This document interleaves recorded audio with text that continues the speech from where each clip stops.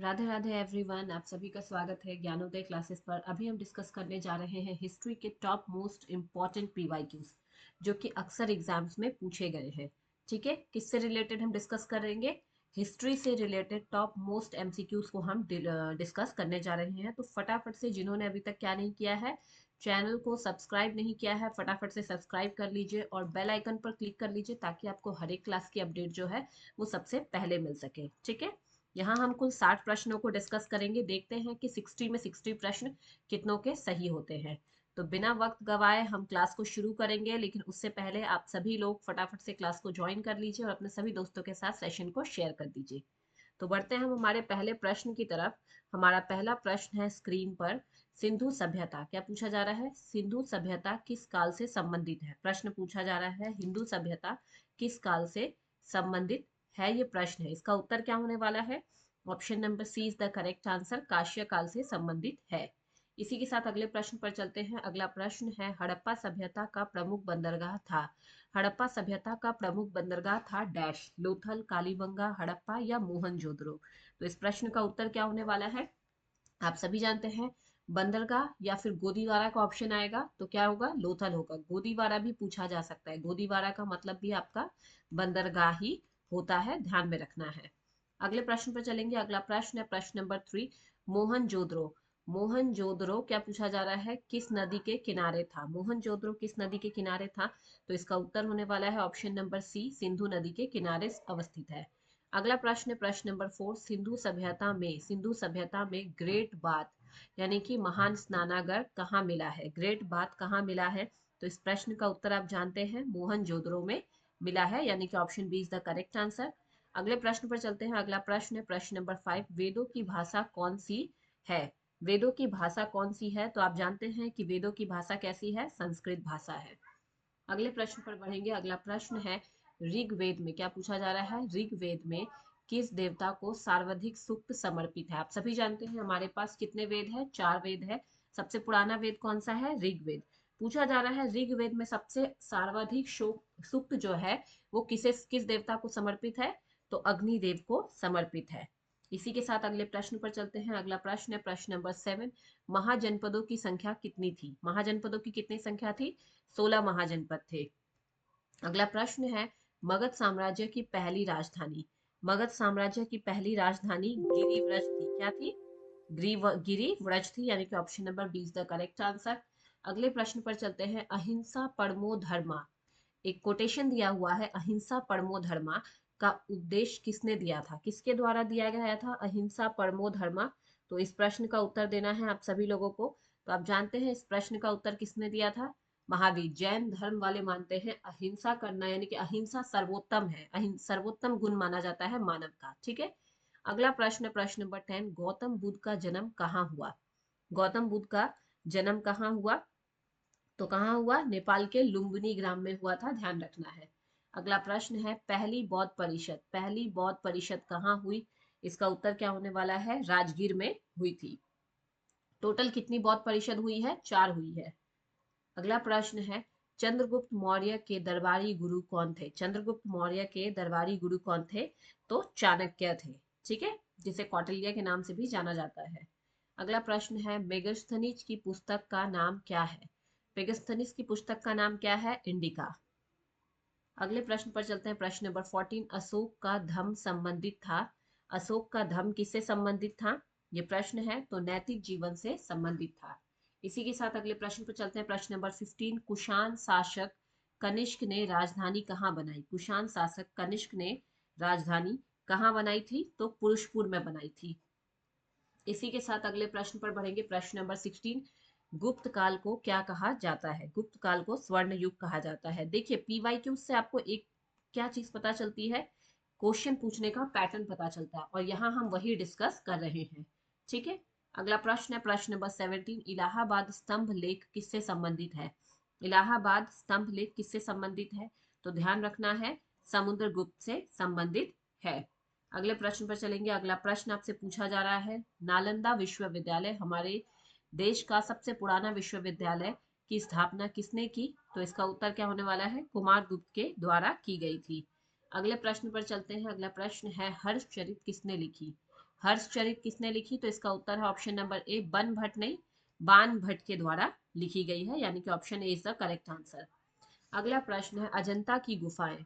अजंता की गुफाएं किस धर्म से जुड़ी है? अजंता की गुफाएं किस धर्म से जुड़ी है? तो बौद्ध धर्म से जुड़ी है, option B is the correct answer. 21 number question देखते हैं। अरबों ने भारत में सबसे पहले किस राज्य पर आक्रमण किया? क्या पूछ रहा है? अरबों ने भारत में सबसे पहले किस राज्य पर आक्रमण किया? ये प्रश्न आपसे पूछा गया है। तो सिंध राज्य पर सबसे पहले आक्रमण किया गया था। अगले प्रश्न पर चलते हैं, प्रश्न नंबर 22। मोहम्मद बिन कासिम ने सिंध पर हमला किस वर्ष किया? मोहम्मद बिन कासिम के द्वारा सिंध पर हमला 712 ईस्वी में किया गया था, और कहा जाता है कि इसी के बाद से मुगल काल की, सॉरी क्या हो गया, मध्यकालीन युग की शुरुआत हो गई। ठीक है। अगला प्रश्न है अजमेर नगर। अजमेर नगर की स्थापना किसने की? अजमेर नगर की स्थापना किसने की? तो अजय राज के द्वारा अजमेर नगर की स्थापना की गई। अगला प्रश्न, प्रश्न नंबर 24। मोहम्मद गौरी ने तराइन का प्रथम युद्ध किससे लड़ा? मोहम्मद गौरी ने तराइन का प्रथम युद्ध किससे लड़ा? तो इसका उत्तर है option number B, Prithviraj Chauhan से लड़ा। प्रश्न नंबर 25। दिल्ली सल्तनत की स्थापना किसने की थी? दिल्ली सल्तनत की स्थापना किसने की थी? इसका उत्तर हो जाएगा ऑप्शन ए, कुतुबुद्दीन ऐबक के द्वारा की गई। प्रश्न नंबर 26। कुतुब मीनार का निर्माण किसने शुरू किया? कुतुब मीनार का निर्माण किसने शुरू किया? तो इसका उत्तर आप जानते हैं, कुतुबुद्दीन ऐबक के द्वारा शुरू किया गया था। अगला प्रश्न है इल्तुतमिश किस वंश से था? तो किस वंश से था? गुलाम वंश। सिजदा और पैबोस प्रथा, सिजदा और पैबोस प्रथा किसने शुरू की थी? तो इसका उत्तर आप जानते हैं, बलबन के द्वारा सिजदा और पैबोस प्रथा जो है वो शुरू की गई। प्रश्न नंबर 29। बाजार नियंत्रण नीति किसने लागू की थी? ये प्रश्न अपने आप में बहुत इंपॉर्टेंट है, ये अक्सर एग्जाम में पूछा जाता है।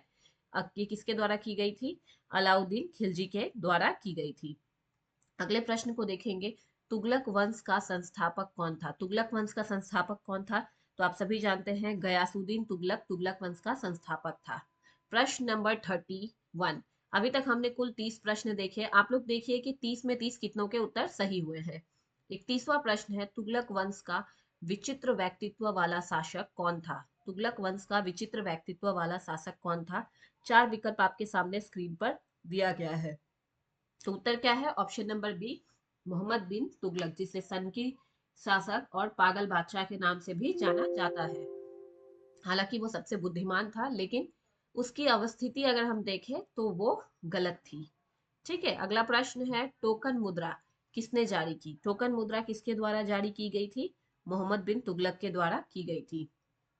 अगला प्रश्न है, शेरशाह ने कौन सी सड़क बनाई? शेरशाह ने कौन सी सड़क बनाई? ग्रैंड ट्रंक रोड, जिसे जीटी रोड के नाम से आप लोग अभी भी जानते हैं, ग्रैंड ट्रंक रोड। अगला प्रश्न है, मुगल साम्राज्य की स्थापना किसने की? मुगल साम्राज्य की स्थापना किसके द्वारा की गई थी? तो आप सभी जानते हैं, इसकी स्थापना बाबर के द्वारा की गई थी। ठीक है। अगले प्रश्न पर देखेंगे, पानीपत का प्रथम युद्ध हुआ था 1526 ईस्वी में, दूसरा हुआ था 1556 में, तीसरा 1761 में, और 1707 में औरंगजेब की मृत्यु हुई थी। सेकंड, थर्ड, और ये क्या है आपका? प्रथम। अगले प्रश्न पर चलेंगे, प्रश्न नंबर 36। अकबर का शासकीय काल क्या था? अकबर का शासकीय काल क्या था? तो 1556 से 1605 ईस्वी, काफी लंबा समय तक अकबर ने शासन किया था। अगले प्रश्न पर चलते हैं। अगला प्रश्न है, अकबर के नौरत्नों में कौन शामिल, क्या पूछ रहा है? नहीं था। बच्चे अक्सर यही गलती करते हैं कि पूरा प्रश्न नहीं पढ़ते, बस नौरत्न देखे, आंसर पता हो, आंसर लगा देते हैं। यहाँ पूछ रहा है कौन शामिल नहीं था, तो आपको याद रखना है, अलाउद्दीन इसमें शामिल नहीं था। तोडरमल, तानसेन, बीरबल, ये तीनों ही उसमें सम्मिलित थे। अगला प्रश्न है 38। दीने इलाही, दीने इलाही किसने शुरू किया? दीने इलाही किसके द्वारा शुरू किया गया है? तो आप सभी जानते हैं, अकबर के द्वारा शुरू किया गया है। प्रश्न नंबर 39। जहांगीर का वास्तविक नाम क्या था? जहांगीर का वास्तविक नाम था सलीम। अगला प्रश्न है प्रश्न नंबर 40। ताजमहल का निर्माण कब शुरू हुआ? ताजमहल के निर्माण कब शुरू हुआ ये पूछ रहा है, बन के कब खड़ा हुआ ये नहीं, तो इसका उत्तर है 1632 ईस्वी में। अगले प्रश्न पर बढ़ेंगे, औरंगजेब ने किस कर को पुनः पुनः क्या किया? लागू किया। तो इसका उत्तर क्या होने वाला है? जजिया कर को पुनः लागू किया, जिसे अकबर ने समाप्त कर दिया था। अगला प्रश्न है शिवाजी का राज्य अभिषेक कब हुआ? शिवाजी का राज्य अभिषेक कब हुआ था? 1674 ईस्वी में। इसी के साथ अगला प्रश्न है पेशवा पद किसने बनाया? पेशवा पद किसने बनाया? तो शिवाजी के द्वारा ही पेशवा पद बनाया गया था। अष्ट प्रधान इसकी मंत्रीगण थे। क्या थे? अष्ट प्रधान। तो ये चीज ध्यान रखना है, जैसे अकबर में 9 रत्न थे, इनके अष्ट प्रधान कहलाते थे। अगला प्रश्न है प्रश्न number 44, British east India company. British east India company की स्थापना कब की गई? तो आप सभी जानते हैं अंग्रेजों की स्थापना 1600 को हुई थी। अगला प्रश्न है भारत में पहली अंग्रेजी फैक्ट्री कहाँ स्थापित हुई? तो इसका उत्तर क्या है? सूरत में हुई थी। इसके साथ ही अगला प्रश्न है प्रश्न नंबर 46 नंबर प्रश्न हम देखते हैं पलासी का युद्ध कब हुआ? तो पलासी का युद्ध 23 जून 1753 को हुआ था। ये भी याद रखना है, कब? 23 जून को हुआ था। ठीक है। 1764 22 अक्टूबर 1764 को क्या हुआ था आपका? बक्सर का युद्ध। 1761 यानी कि 14 जनवरी 1761 में पानीपत का तृतीय युद्ध, और 1782 में सालबाई की संधि हुई थी। अगला प्रश्न है 47 नंबर, बक्सर का युद्ध किस वर्ष हुआ? बक्सर का युद्ध किस वर्ष हुआ? तो अभी हमने डिस्कस किया 1764 में हुआ था। अगला प्रश्न है पिट्स इंडिया एक्ट कब पारित हुआ? पिट्स इंडिया एक्ट कब पारित हुआ? तो 1784 में पिट्स इंडिया एक्ट पारित किया गया। अगला प्रश्न है 49 नंबर, स्थायी बंदोबस्त किसने लागू किया? स्थायी बंदोबस्त किसके द्वारा किया गया? लॉर्ड कॉर्नवालिस के द्वारा लागू किया गया था। ध्यान में रखना है, यहाँ आप कंफ्यूज ना हो, क्योंकि यहाँ पर गवर्नर से जुड़े हुए कार्यकाल के दौरान उन्होंने क्या किया, कौन सी प्रथा लागू की, इसके बारे में पूछा जाता है। अगला प्रश्न है 50 नंबर, डॉक्ट्रिन ऑफ लेब्स किससे संबंधित है? बहुत ही क्या है? गोद निषेध प्रथा, जिसे हिंदी में गोद निषेध प्रथा कहते हैं, लॉर्ड डलहौजी के द्वारा पारित किया गया था। ठीक है। अगला प्रश्न है 1857 के विद्रोह का प्रथम केंद्र था। क्या केंद्र था प्रथम केंद्र? आप सभी जानते हैं इसका प्रथम केंद्र कौन बना था? मेरठ बना था। इसी के साथ हम चलेंगे अगले प्रश्न पर 52 नंबर, 1857 की क्रांति के नायक आजाद हिंद फौज के संस्थापक थे। इनमें से पूछ रहा है कि कौन आजाद हिंद फौज के संस्थापक थे? तो आप जानेंगे सुभाष बोस। ठीक है, यानी कि अगले प्रश्न पर बढ़ेंगे हम। अगला प्रश्न है 53 नंबर, भारतीय राष्ट्रीय कांग्रेस की स्थापना कब हुई? तो 1885 में एलन एक्टिवियन ह्यूम यानी कि ए ओ ह्यूम के द्वारा हुई। ठीक है, ये याद रखना है आप सभी। इसका उत्तर एओ ह्यूम के द्वारा की गई थी। अगले प्रश्न पर चलेंगे, प्रश्न नंबर 54, कांग्रेस के प्रथम अध्यक्ष कौन थे? तो कांग्रेस के प्रथम अध्यक्ष कौन थे? आप सभी जानते हैं। इस प्रश्न का उत्तर दीजिए। व्योमेश चंद्र बैनर्जी होगा। यहाँ पे एक्चुअली में थोड़ा सा एरर है, डब्ल्यू सी बैनर्जी। ठीक है, ये होगा, याद रखिएगा। अगले प्रश्न पर बढ़ेंगे। अगला प्रश्न है प्रश्न नंबर 55, स्वदेशी आंदोलन किसके साथ किसके विरोध में हुआ? स्वदेशी आंदोलन किसके विरोध में हुआ? बंगाल विभाजन। आप सभी जानते हैं 1905 में हुआ था ये विरोध। ठीक है, बंगाल विभाजन की घोषणा किसने की थी? लॉर्ड कर्जन ने। अगला प्रश्न है जलियांवाला बाग हत्याकांड कहाँ हुआ? जलियांवाला बाग हत्याकांड कहाँ हुआ था? तो इस प्रश्न का उत्तर क्या है? अमृतसर में हुआ था। अगले प्रश्न पर बढ़ेंगे। अगला प्रश्न है असहयोग आंदोलन कब शुरू हुआ? तो असहयोग आंदोलन की शुरुआत कब की गई थी? 1920 में। इसी के साथ अगला प्रश्न है साइमन कमीशन भारत कब आया? साइमन कमीशन भारत कब आया? 1928 में। पारित कब हुआ था? 1927 में।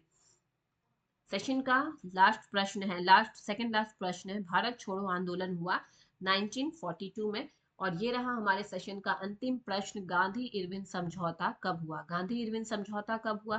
तो इस प्रश्न का उत्तर आप सभी जानते हैं, लेकिन मैं चाहूंगी कि इस प्रश्न का उत्तर जो है आप लोग कमेंट बॉक्स में भी कमेंट करें, और अगर कोई अलग टॉपिक आप चाहते हैं, किसी न्यू टॉपिक पर आप क्लास चाहते हैं, तो प्लीज कमेंट में आंसर करें। तो फटाफट से जिन्होंने अभी तक चैनल को सब्सक्राइब नहीं किया है, एक बार फटाफट से चैनल को क्या कीजिए, सब्सक्राइब कर लीजिए। Thank you everyone.